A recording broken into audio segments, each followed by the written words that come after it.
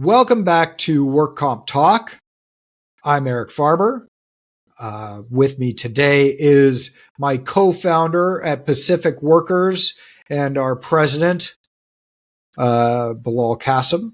Say hello, Bilal. How's it going? Good. Talk a little louder, Bilal. You're very low. He's a low talker. Yeah. But, this goes back to the Seinfeld days, but, he had a great one on people who are low talkers. Bilal can be a quiet guy. I'm the loud one of the group. It's not true, but I do more recordings than Bilal does. Carmen is out. She's on vacation. We thought we would do a couple of work comp talks. It's been a long time since we did them. We did a great anniversary episode because we've been in business for 10 years, Bilal and I, when we started Pacific Workers exactly 10 years ago, July 7th. And it's nice. We're about to go celebrate that in a few days with all our staff, which is really pretty awesome. The topic today is a really controversial one. Maybe the most controversial that's out there in the world, or at least in America right now. But it is, are undocumented workers entitled to workers' compensation? The short answer, Bilal, go. Yes, undocumented workers are entitled to workers' compensation, just like any other person who is an employee of a company here in California. That's the short answer. That's the short answer. That is the short answer. I mean, the long answer is a little more complicated, but the gist of it is, employers are required to determine whether or not people are eligible to work for them. And to the extent they have people working for them, whether or not they were actually eligible to work, they still get the same benefits. And the reason for it is the employer is really the beneficiary of the worker's labor. And so it would be unfair to the injured worker to then say, well, technically you weren't supposed to be doing that in the first place, so you don't get anything. It's the same way employment laws work with wage and overtime violations, meal period violations, depriving people of their lunch breaks and rest breaks, as well as not paying them overtime when needed. You see it a lot. What's the term? When there's smoke, there's fire. We often see that a lot of these cases involve, undocumented workers who got hurt on the job and now they're being wrongfully deprived of their benefits, as well as other wage and hour and employment violations that go on. So I think that there's just some more practical reasons. Take the undocumented worker who's working at who's working at some factory, a canning factory out in the valley, right? Lots of food processing that goes on in California. I mean, we're one of the biggest farm states there is. We provide food for everybody. Somebody, gets their hand chopped off in a canning machine. Somebody is going to pay for that. Somebody's going to pay for that injury because if they have no coverage, then they're going to be laying on the sidewalk in front of the hospital bleeding to death. And I hope we're not a society that's okay with that. Right? It's not okay. And the employer is getting the benefit of their work as well. So we're not trying to comment on whether it's good to have undocumented workers or not. All we want to do is make sure that people get taken care of regardless, especially if they've got a major injury. We don't want them, bleeding out. The funny thing is, with a lot of these cases we have, the injured worker will get hurt. They'll want to pursue their claim for medical benefits as well as their disability payments.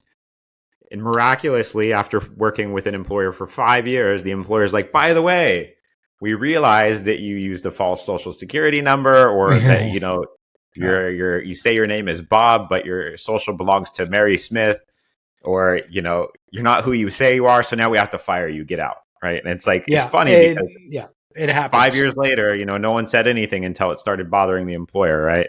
Right. Well, it's funny, many, many years ago when I lived in Los Angeles, I get this call from the Social Security office who says, did you know that you have your Social Security number has been duped and sold down in downtown Los Angeles? Now, this is 25 years ago that this happened. I said, well, what should I do? And the woman said, well, you could either, cancel this and get a different Social Security number. We can handle it internally and try and cancel those other people using your Social Security number. And she said, some people don't do anything because you now have more people paying into your Social Security.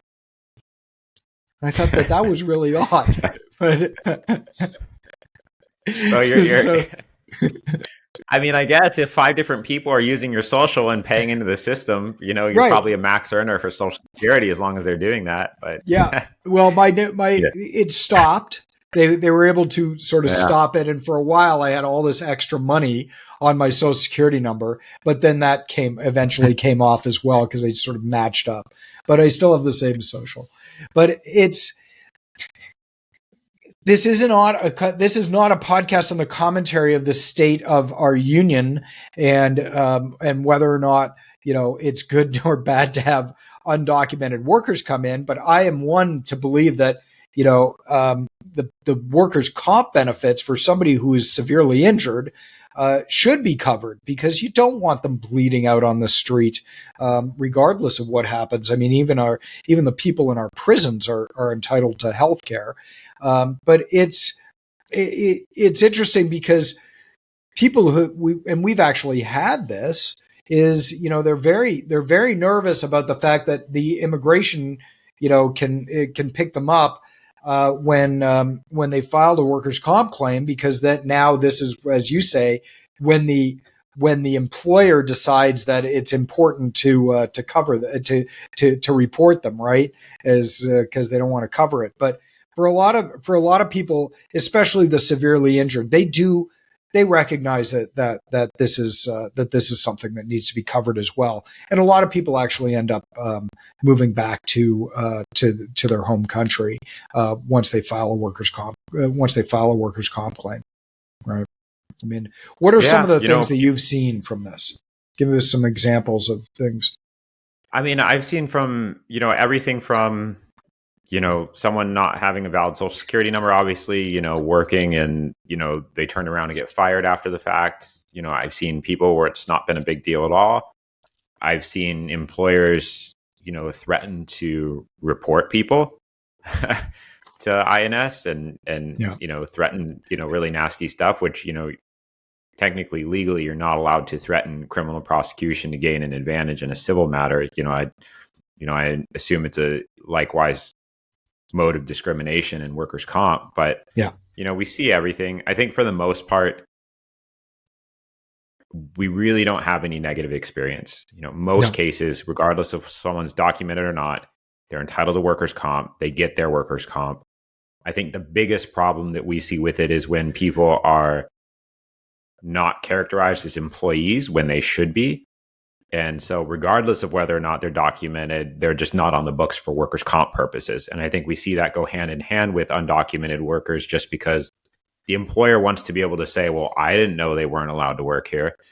And so they characterize them as an independent contractor. And then it's the misclassification case.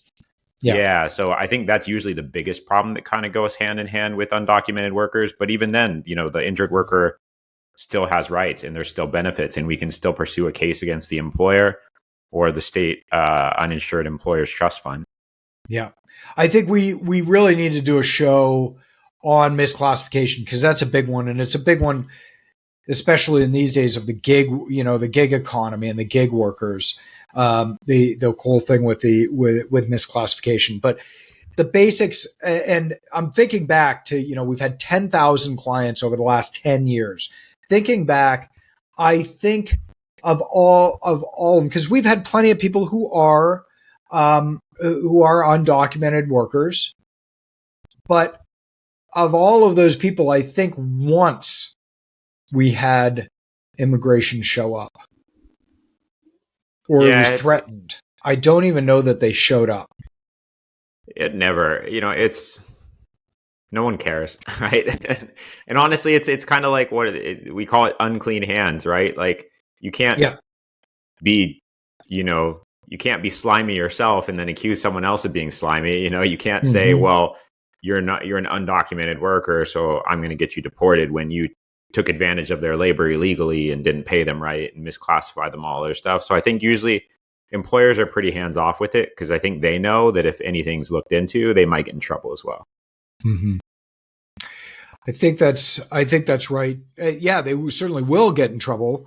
You have to do a verification as an employer. I mean, every single person that we hire, we have to verify that they are that we have to we have to do that job. I won't say for the government, but there's big penalties for hiring people who are undocumented workers. So people and this is not the 60s and the 70s where people were migrant farm workers, where they would come across, work for 6 months, and then go back home, primarily Mexico.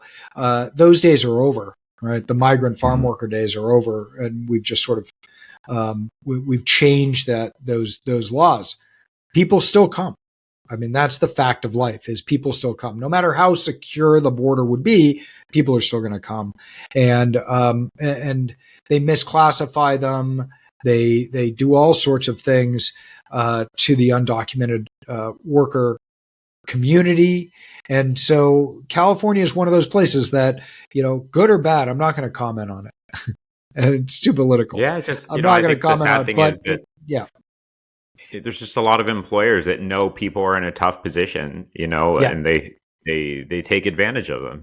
They know, oh, well, you're not really supposed to be working in here, and I'm the employer and I can control your life. And so I'm going to mistreat you and deny you benefits. And, Yeah. I think we see that probably more often than not with these cases.